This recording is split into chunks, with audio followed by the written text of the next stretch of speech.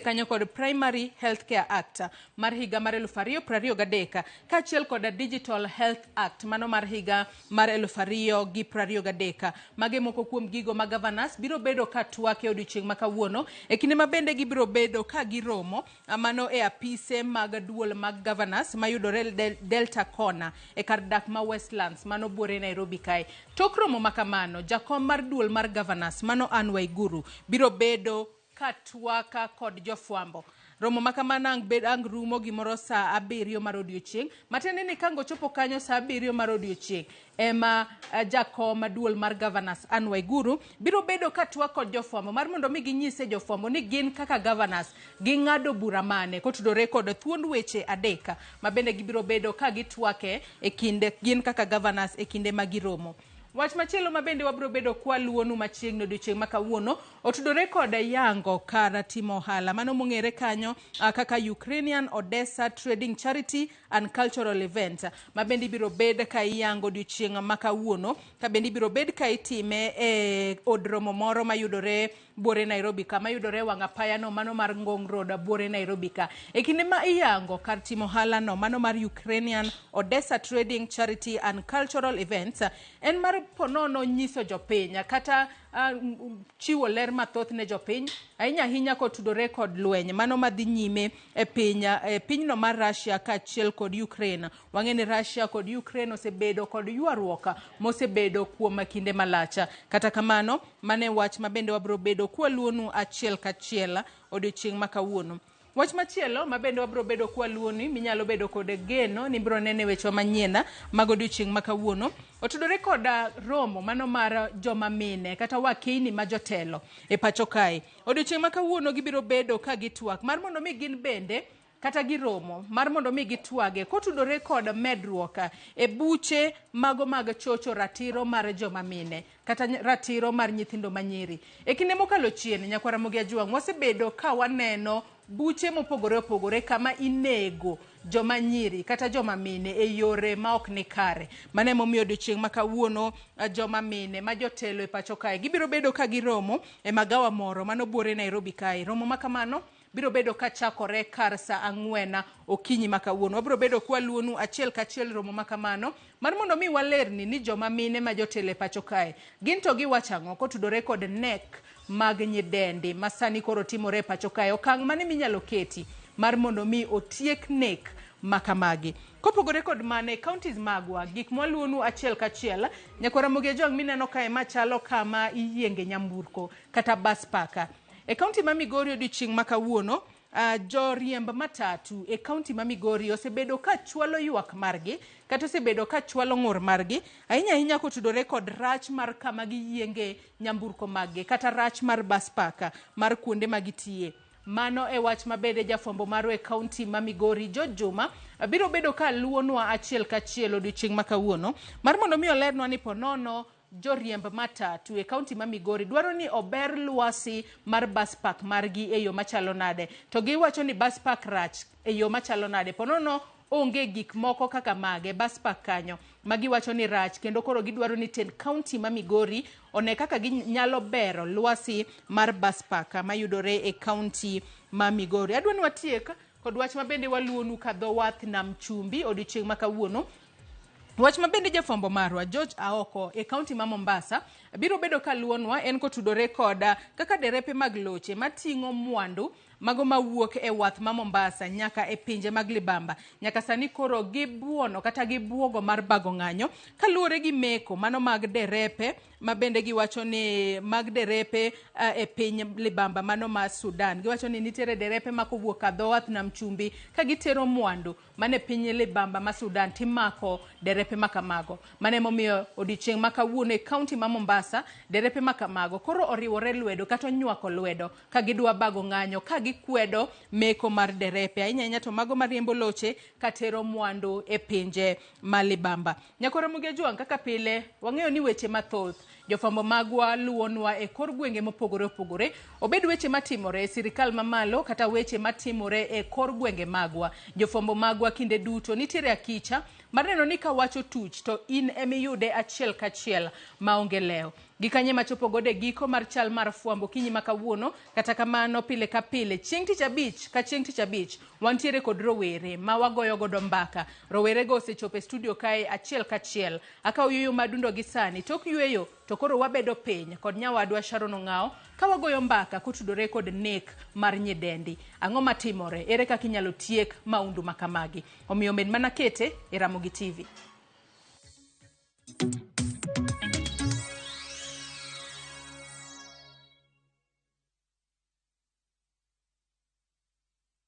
Good news! Price for bulk SMS have dropped to 20 cents per SMS. If you would like to communicate to your customers via SMS, NiText provides the cheapest bulk SMS rates. From only 20 cents, you can communicate to your customers affordably. To join NiText bulk SMS service, send the word SMS to 40984 and take advantage of the lowest bulk SMS rates in Kenya. Terms and conditions apply.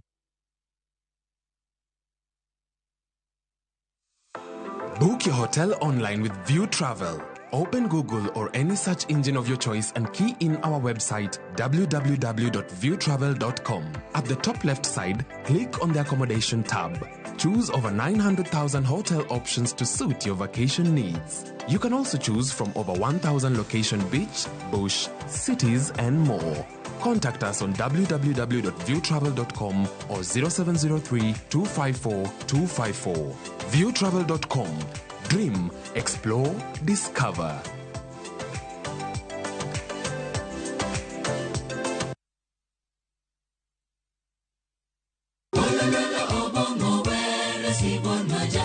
Wabedo jomaler e ngimawa ka warito ler mar pachwa. Kila neno lake lanikumbusha dunia hii inapita. Kod winjruok gi Nyasaye, winj wende Sabato. Jifunze kuridhika na kile ulicho nacho, shukuru Mungu wakati wote. Mamiyo wa thuolo maber mar wer kendo pako Nyasaye gi chuny moikore. Kama si wewe, singelikuwa hapa.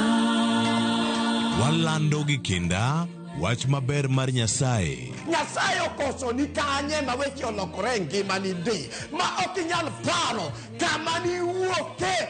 Ng'e teko mar riwruok kokalo kuom lamo kod wer. Injili ngima, Sabato ka Sabato, mana e Ramogi TV. Singelikuwa hapa. Kama si wewe.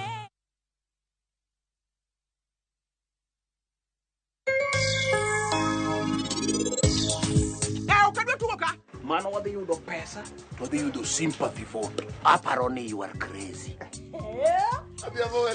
Into in nga. Irito nga mawuok hotel ka gemu baba. Ano nga maketho nyinga no? Idhi koda kanye. Into be mika suri. Jirani, toke ninje. Nomadic people. O kami namba nyidu mawuoyo kodi sanegi. Koka ten gi such ja uskwere polo.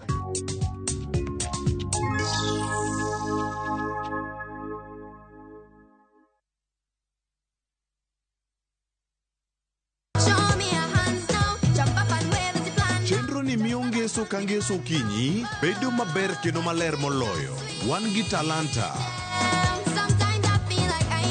Loso gi lwedo. Wapuonji tedo. Miel manyasani. Sigana kod moko mamit. Ni mrefu hadi ndege kipita na budget. Chenro mar nyithindo mawuoyo e wi nyithindo kendo makelo ni gi nyithindo. Kikelo ni kod Loxp, Sally the Queen gi Josephine George. Mana e rogo mar nyithindo e Ramogi TV.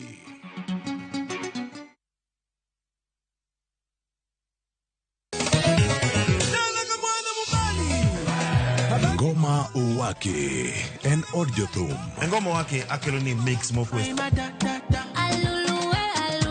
Reggae, Ja, Rastafari. Always listen. twak gi jothumbe nyakoro mago jang kamoro amora kumoro amora ma gintie. People crave is the different. They crave the exotic. Yeni kila thum nigi kare. Kama nene edition.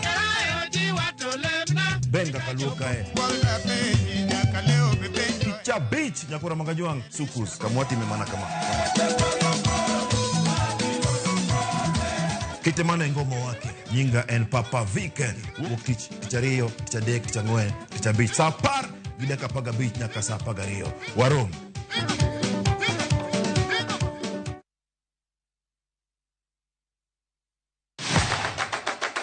Chenro mami thuolo mokwongo mar neno kendo winjo gik motimore e paw tuke. Anyisi ni mpira yeteka eri mokalo e paw tuke. Kochakore gi weche mamulo chuny nyaka mago mamulo pach ji. Wan go duto. 7.65, can you believe it? Mbaka makende gi jotugo kod joma ong'ere weche tuke. Jong'e man jo Kenya jong'wech. But ino ka jomoko nobiro kod tuke moko ma ken popular ahinya to ne gibiro gi perform maber kwa kaka yiego. Nonro matut kod weche manyien mag tuke mowuok e piny mangima. Football is not only physical, mentally teacher benity. It calls for more character than just being a legend. Pau tuke kama tuke osiko ngeso ka ngeso saboro odiochieng'.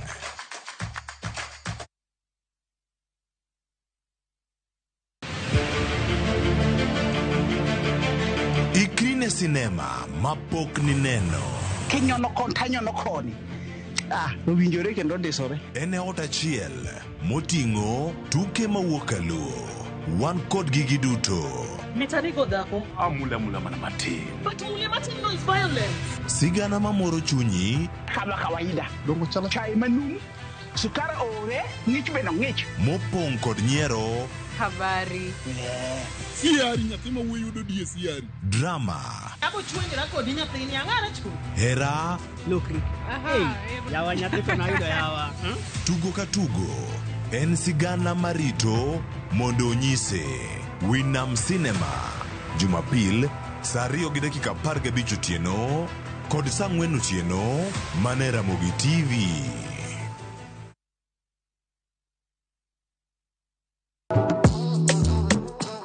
Riuri kodwa gawa pako teko mar thum. Mar jiwo, ting'o kod riwo ji. Omoke gi rumba kokwara wey blues. Pado manyien en kama ichope mondo ing'e thumbe manyien pacho ka. Mamiyo ji thuolo mar winjo duol kod weche mopogore. Kik thumbe gi kod ngolo ma ogo mamit bai. Before the camera catch me for 4K. We mondo thum owuok kodi. Pado manyien wuok tich nyaka ngeso saa 5 okinyi e Ramogi TV. Oh no.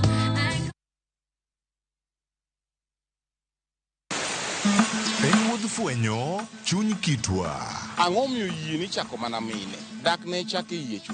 Yie ni chako mine nikech mine ma pito. Ng'e sigana kod kido manyiso ber kod mit piny. Nitie jaduong' mane okwongo kama ne iluongo jaduong' Ngeso Kosanjo. Kaluwore kaka kinde ma jaduong' ohero kaka chiege maduong'. Kinde oduong' ni Kit Mikai. Kendo rom kod jorit kitwa. Mondo ne en dero mar jaduong' madhako moro amora ok dhie. Piny mamako dhogi. Kamaru biro to maru to e dala. Iecho ne tie. Omake amaka kama anyawana adhiadhia kinywana limi. Riuri kod Rabala Kwasi owad gi Rajabu. Kendo koro go jonam grech en duoko rech mane iseng'iewo. E 111. Ngeso ka ngeso saa 1:45 otieno. Mane Ramogi TV.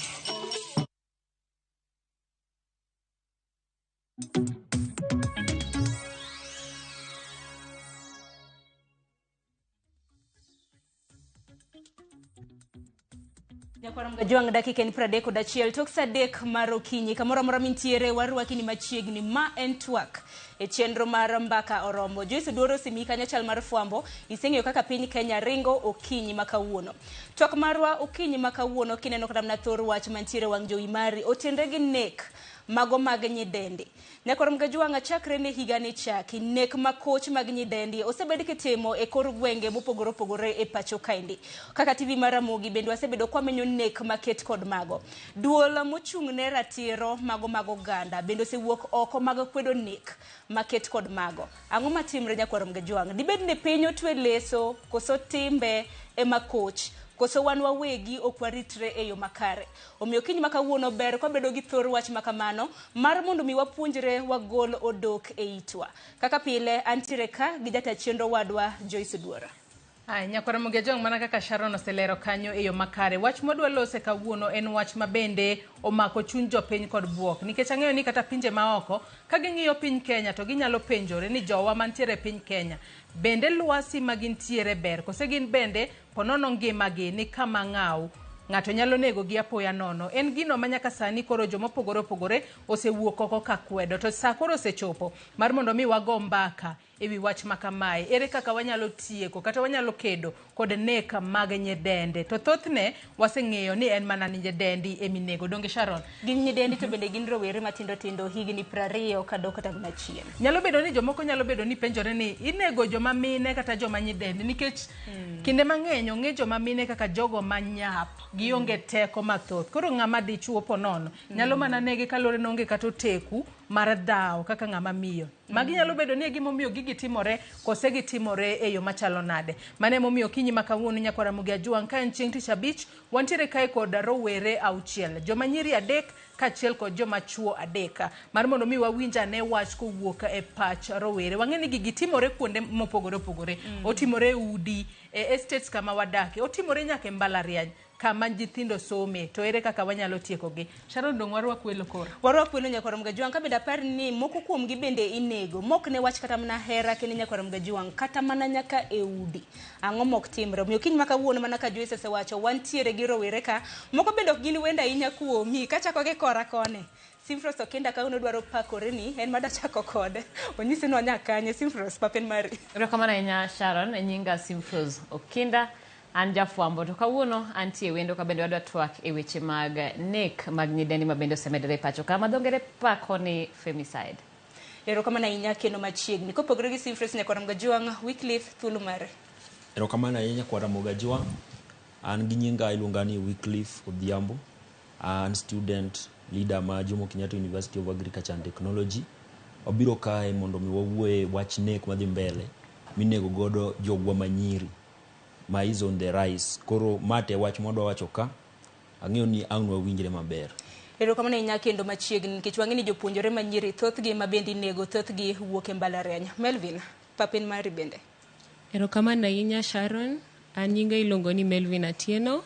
An anya Asembo Yude. En kawuono wabiro ka mondo wawuoye wach mar nek mar nyidendi. En amor mar bedo kae mondo wawuoye wachni. Erokamano ahinya kendo machiegni Joyce maga joka kora koni. Koro in ber Nyakorom Gajwang' nyalo nyiso gi ni wendi gin jomage. Anachak kod Raymond machiegni e pap. Imbe ni nyalo pakri mar mondo mi nyiswa ni wuod kanye. Erokamano ahinya Joyce. Amoso joramogi duto te. Gi nyinga Raymond Masobu. Wuod Migori County.